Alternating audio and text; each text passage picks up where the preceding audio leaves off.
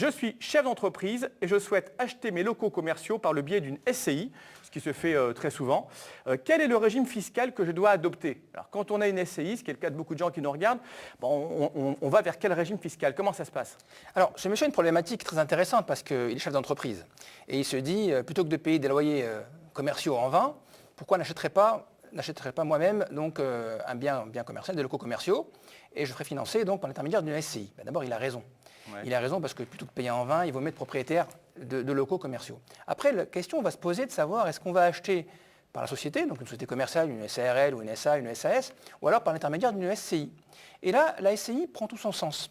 Parce que si effectivement il achète par l'intermédiaire d'une société commerciale, ce bien va donc être à la merci d'éventuels créanciers. Et si demain l'entreprise a des difficultés financières, il pourra être saisissable. On peut lui saisir son bien. On peut lui saisir son bien. La société, effectivement, c'est un actif de la société, donc à ce moment-là, il risque de le perdre.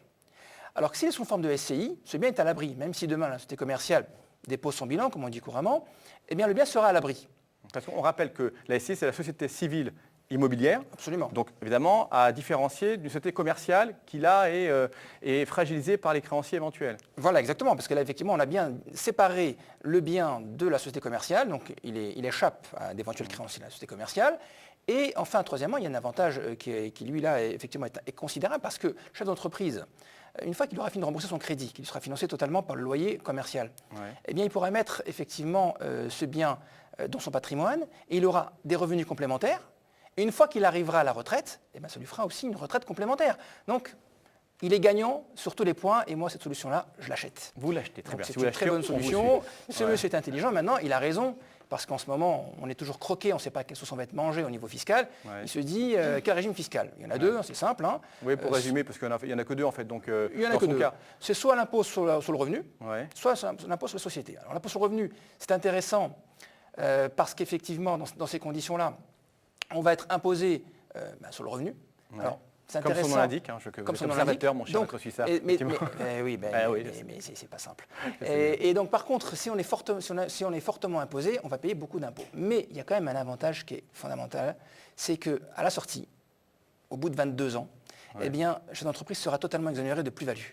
Et ça, effectivement, c'est important, c'est un avantage qui, lui, est considérable. Sur le bien immobilier qu'il a acquis pour la société. Au bout de 22 ans, la sortie se fera donc en totale exonération de plus-value. Et ça, c'est important. Alors, l'impôt société, c'est plus intéressant au départ, parce que vous allez être imposé sur l'impôt société, comme son nom l'indique, à 33, un tiers, ou alors à 15% selon les tranches. Mais à la sortie, vous allez payer plein pot. Vous allez payer plein pot parce que là, la plus-value va être imposable. Et là, effectivement, il faut bien réfléchir. Alors, ça peut être intéressant si le bien a peu de chances de prendre de la valeur dans le temps.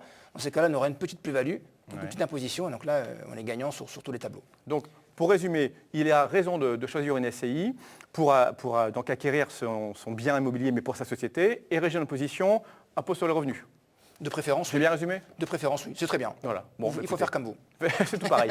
Tout la même chose. Merci beaucoup en tout cas, maître Suissard. Donc on a répondu très concrètement. Donc là, ce monsieur a la réponse. Et si vous êtes dans le cas de cet entrepreneur, bien voilà, vous avez en tout cas les bons conseils.